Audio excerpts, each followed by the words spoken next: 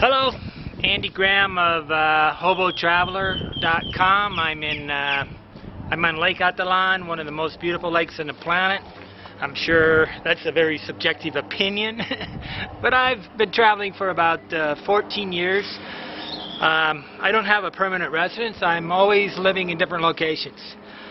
I think I've lived between 14 years. If I change hotels once a month, I don't know how many that is, but I really change hotels about once a week on average, or once every 3 weeks. I'm slowing down. I'm trying to stay in each hotel for a month because it's a more enjoyable way of living.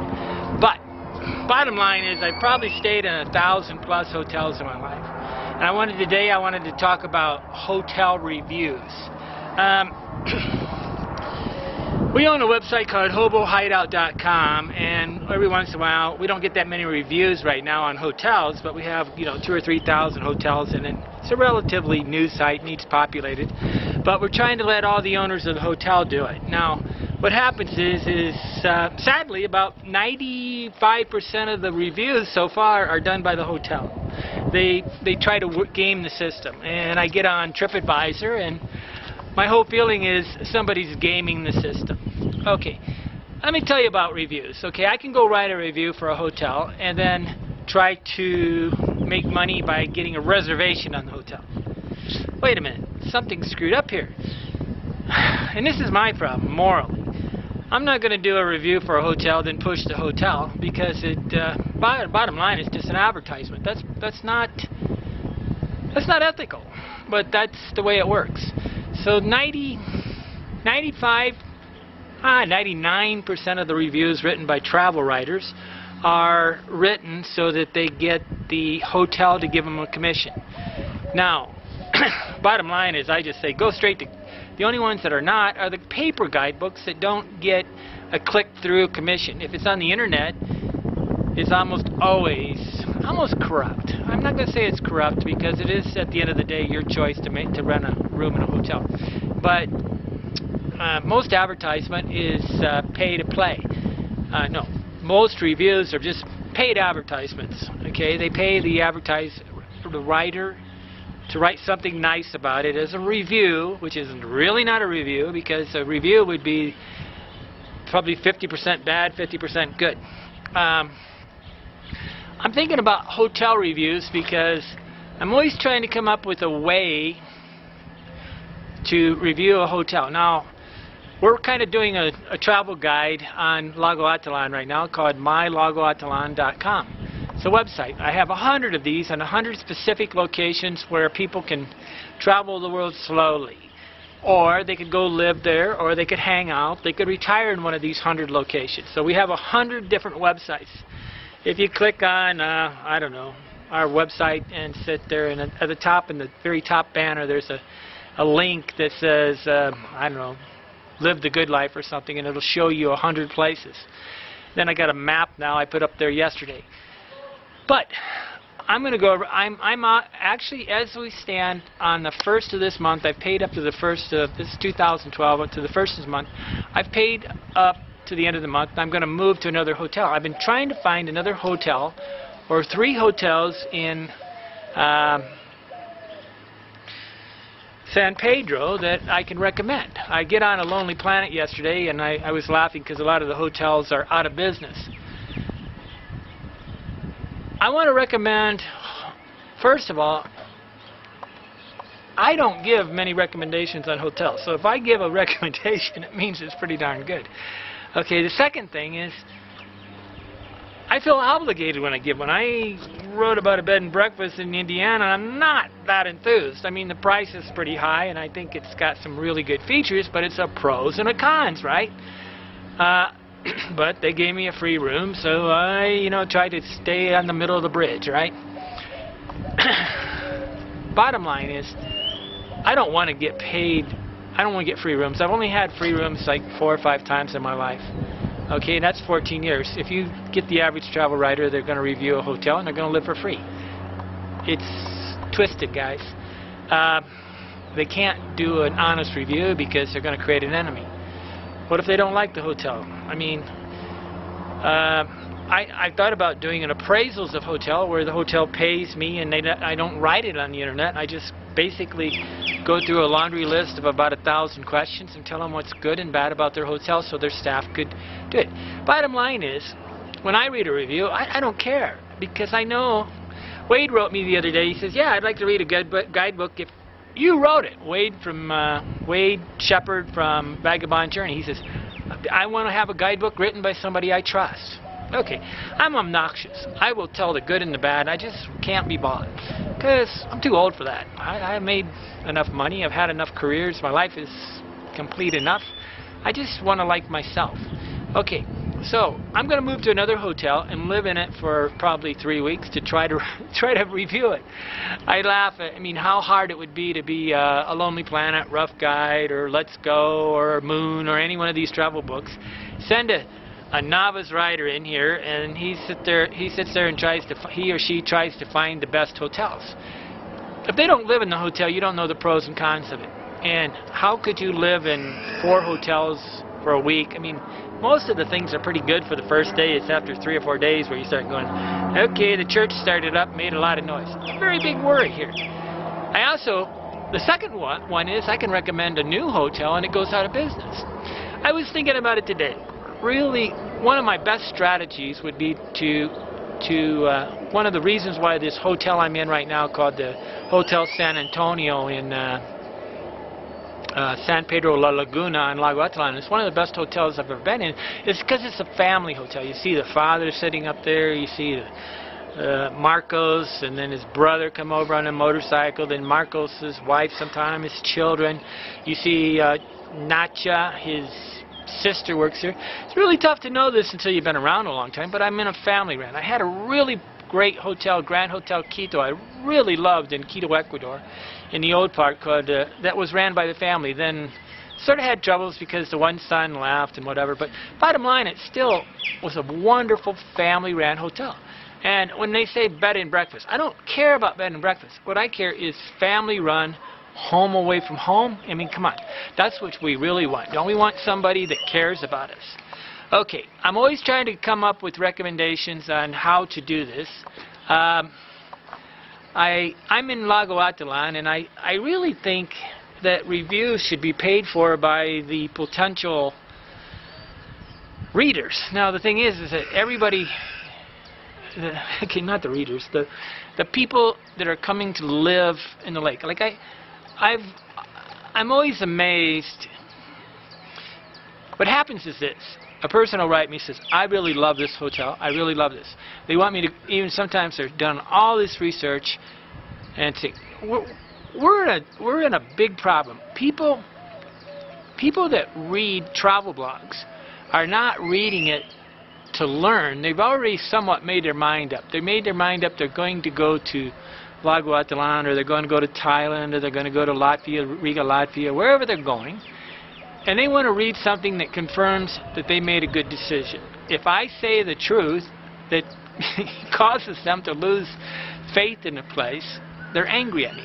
So really, see, what you really should be doing is choosing 5 potential locations and then trying to come up with a hotel. You don't really move to a city, you move to a hotel where you live, and then and why are we here? Why am I in Lago Atlan? Okay, and you know, it's easier with the backpackers because they wander from place to place, but 99% of the readers are only going to go to one place. But really, this whole thing shouldn't be done, the reviews of hotels shouldn't be done by people that went on a 1-week vacation and stayed at a hotel once a year. That's prone to idiocy. How could this person, they could say I like the hotel, they could say the really good things, what they could really do best is complain, because they should be earmarking all the problems with the hotel and not the good things. The good things is, that makes you buy but see, when one of these review sites tells you all the good things about a hotel, what do? They basically convince you to buy a ticket at one of the things. And if you look at reviews, they're almost always prone to the higher end, more expensive, higher commission hotels. Okay, I keep dwelling on this. I really like feedback, but I don't like feedback too, because basically somebody's going to tell me I'm an idiot. Bottom line, I'm not an idiot. I know what I'm doing. I know how to choose a good hotel. I can walk into any hotel on the planet and tell you 20 things in 10 minutes what's wrong with the hotel. I can tell you 20 things that is good. It's a balance. No hotel is perfect. Not every hotel is perfect for me. One person wants complete privacy and never wants the owner to even say hello to him. Me, I want the owner to say hello when I walk in. Everybody's different, but nobody actually lives in a hotel. I've lived in a hotel for 14 years.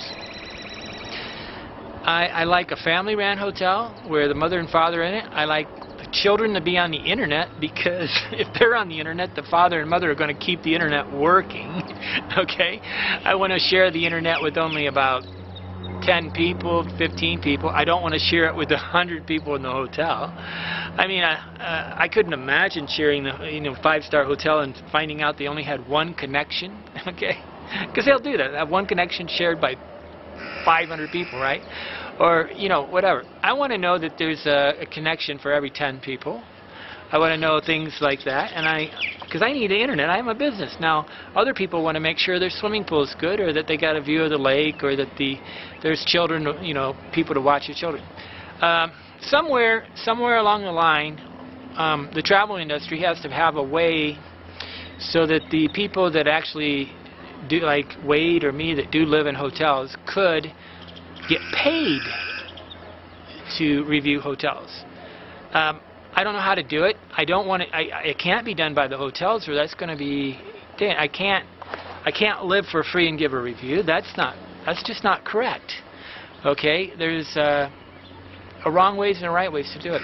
On the other side is I appreciate TripAdvisor. It's a very good website. But, they game this system, okay? You get one of your clients to get in there that really love the hotel. Maybe you give him something and then you get him to write on it. We've thought about all sorts of strategies, like they only could write a review if they actually were back in their home country. If they're writing that review coming from that country, of course they can't be done. It's too easy to game, and people do it. So, I'm trying to look for feedback, but I don't know the solution. I do know that I could do a review of a hotel for the price of 2 nights in the hotel. Okay, I mean that's a crazy thing, but I mean I often think that people. I need to go live in a hotel. That's how I can't review a hotel unless I live in it. And then how do I live in a hotel long enough? I mean, I made a joke one time. I wrote a website about hotel critics. It gets a lot of traffic because you have restaurant critics, right, which actually go into restaurants and make or destroy a restaurant, right? You don't really have hotel critics. Why? Because we can't afford to go live in a hotel for free. It's too much money. I do think a hotel could pay me $100 and I could go live in their hotel for 3 days, and I could make a private appraisal of their property to help the hotel out. And if I gave them a high enough thing, they could maybe say I approved it. But the trouble is that they don't want me to come in the hotel because they know that there's a risk, right? So they'll only do a sure thing.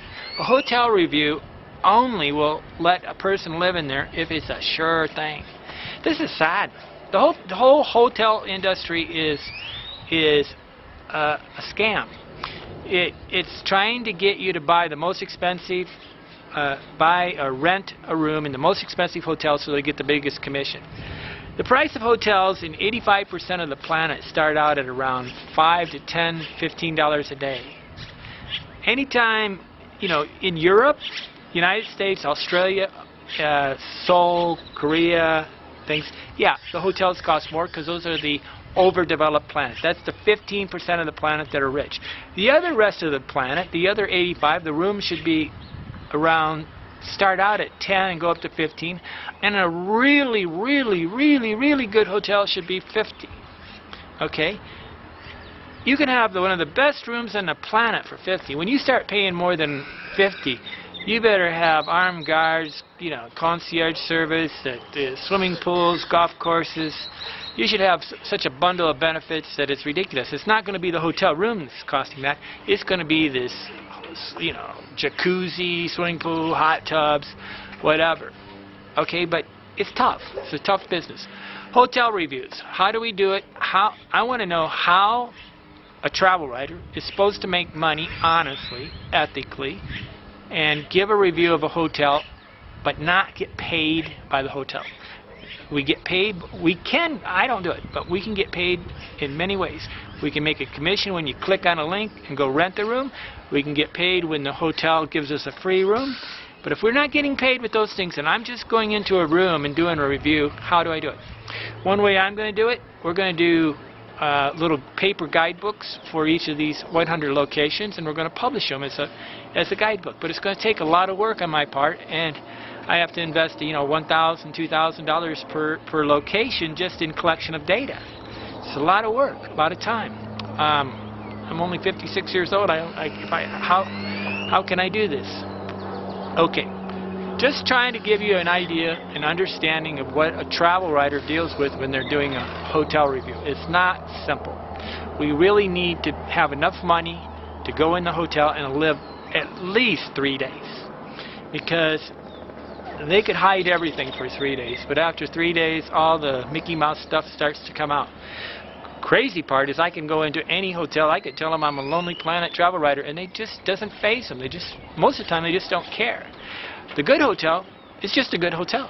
But bottom line, if you got a husband and wife and 2 children, 3 children, and you got a family ran operation, it's probably a better hotel. And if you want the boutique, the words like boutique, bed and breakfast, they mean nothing.